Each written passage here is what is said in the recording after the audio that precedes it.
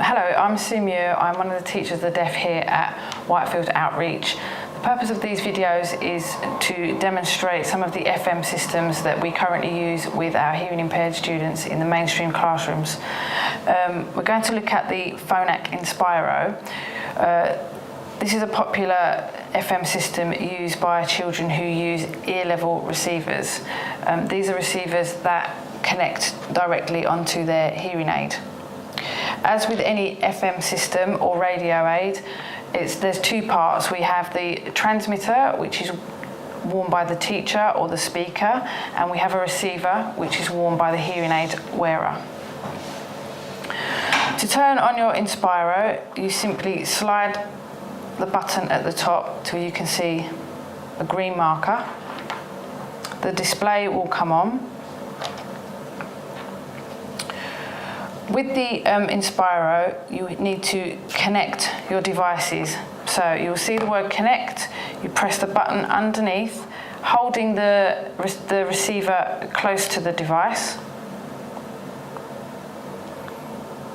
It will show that it's connecting.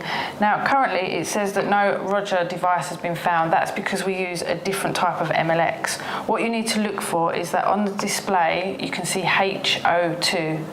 If that is displayed, then the devices have found each other and they are connected. This part is worn by the teacher and can be placed around the neck. There is a small microphone with a clip which should be clipped onto your clothing. We recommend a distance from the tip of your thumb to the tip of your small finger is a comfortable position. When wearing microphones, it's important to avoid wearing other things around your neck, such as lanyards, necklaces. If these can be pushed out of the way, that is helpful. Otherwise, they will bash onto the microphone, and that can be very distracting for your hearing aid wearer. Once you're connected, the child will put their hearing aid back in, and they will be able to hear you as if you are a distance of about 1 metre away.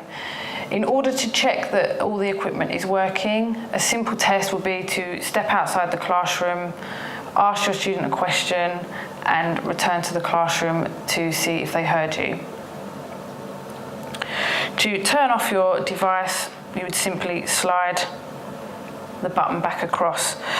If there's a time where your device needs to be muted, perhaps another teacher comes to speak to you, or you need to step outside of the room to speak to another student, it's important to mute your device, otherwise your hearing impaired student will still be able to hear you. To do this, you just press the button that has a microphone on it, and a microphone will come up with a red line through it. That indicates that it is now on mute. It is then important to remember to switch it back off from mute when addressing your student again.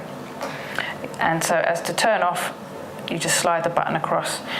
If you need a longer length from the mic, or if it's too long, this can be wound onto the back of your device, or it can be pulled out to lengthen.